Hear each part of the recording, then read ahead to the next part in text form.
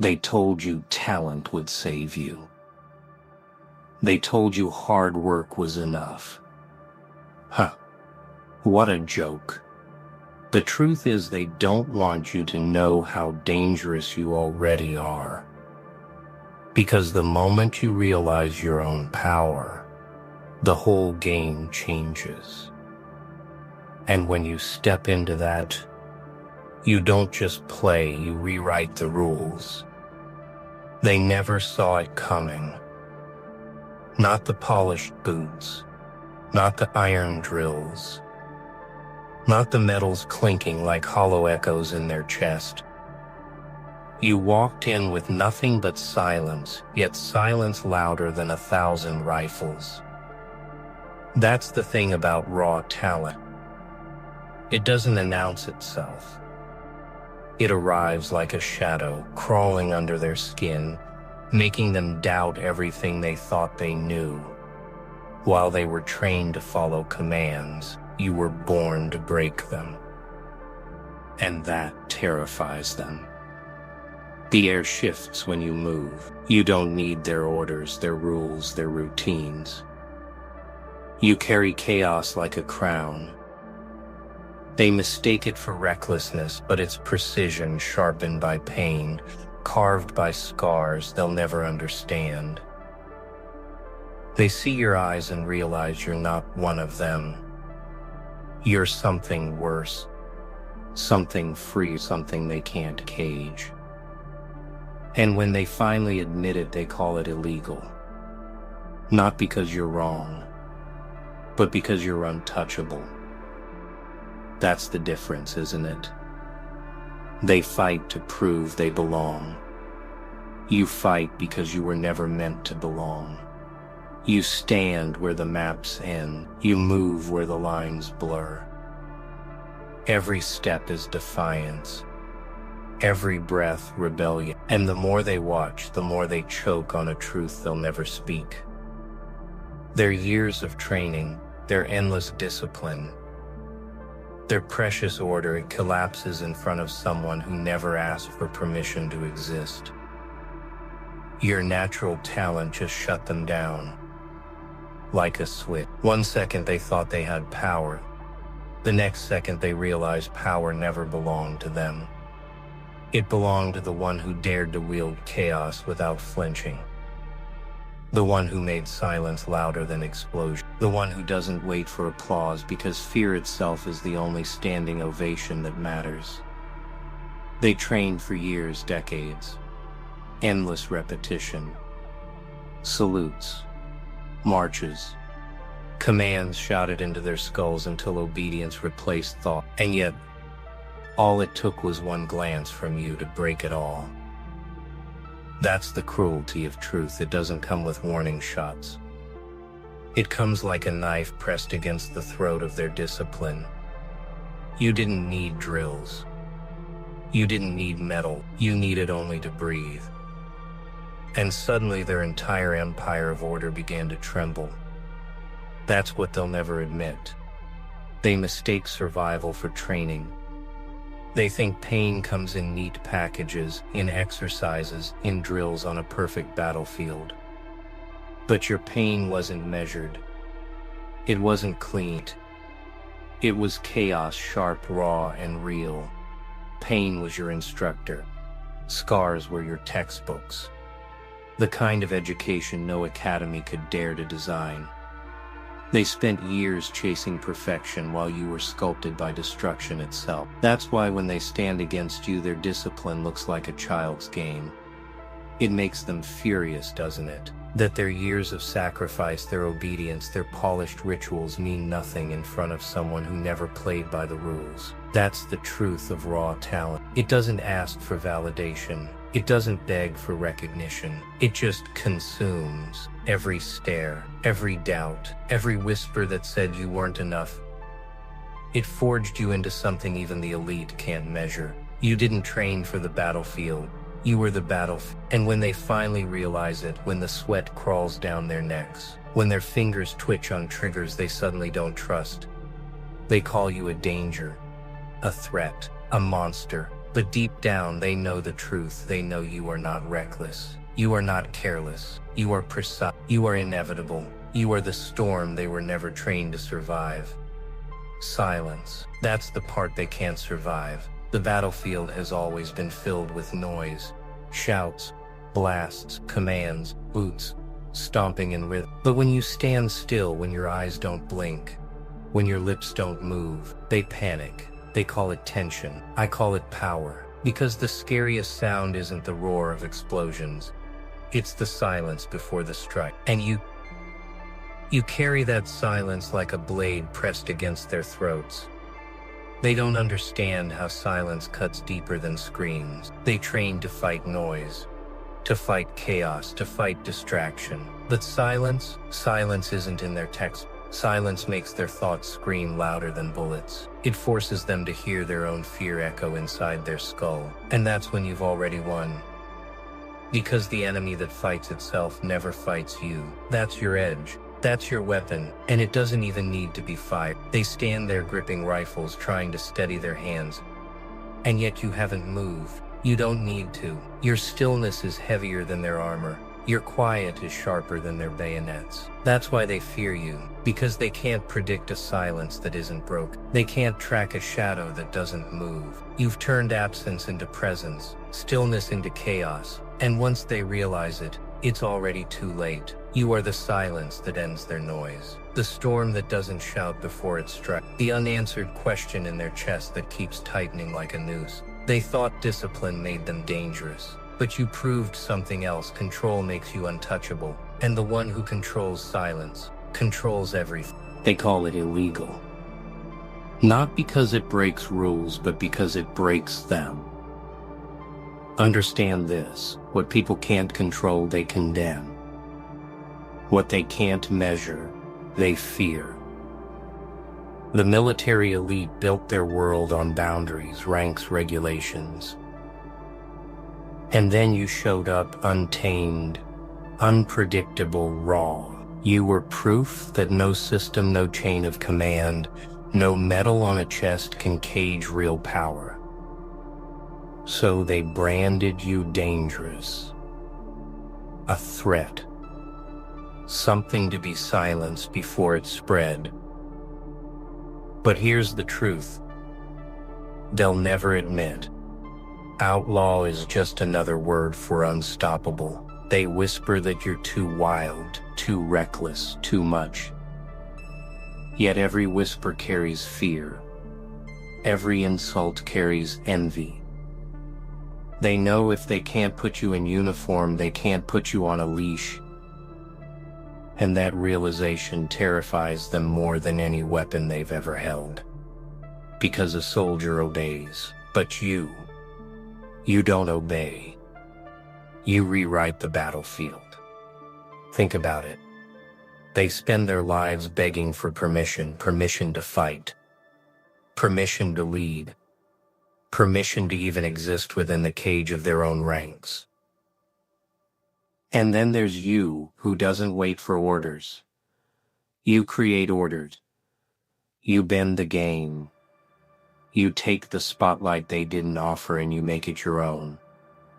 That's not arrogance. That's power. Power that refuses to be cataloged, certified, stamped, and controlled. So they gave you a name: illegal, dangerous, out of line. But what they really meant was something else: untouchable. Because the moment the system can't define you, it has already lost to you. Remember this: when they try to shrink you into a box, it's proof you were never meant to fit.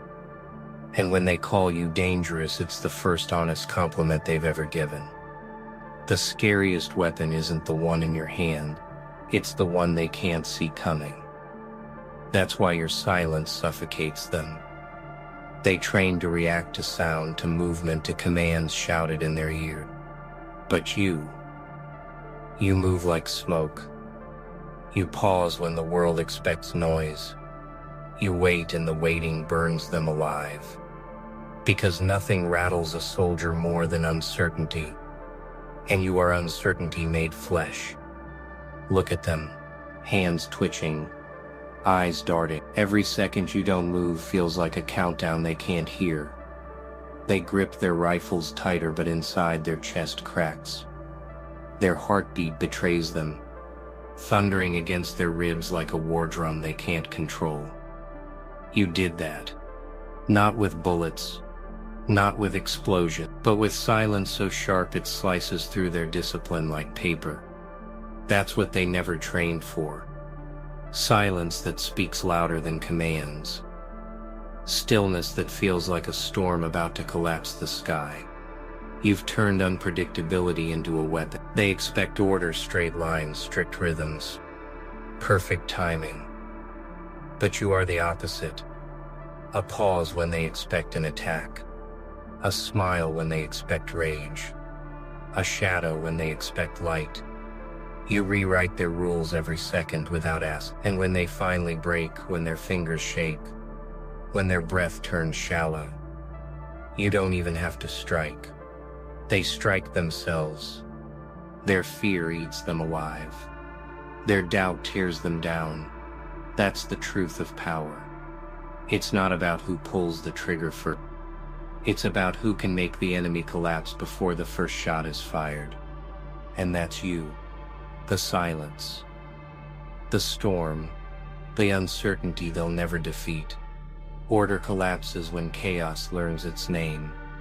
That's the nightmare they refuse to face. They've built their lives on straight lines, on salutes, on the illusion that structure is strength. But you walk in crooked. You laugh when they're silent. You strike when they're steady. Chaos doesn't follow their rhythm. It drowns. And when chaos wears a face, when it breathes, when it smiles, it becomes unstoppable. That face is yours. They depend on predictability. That's their drug. Left foot, right foot. Aim. Fire. Repeat. Predictable men in a predictable machine. But you don't fit into sequences. You break rhythm. You bend time.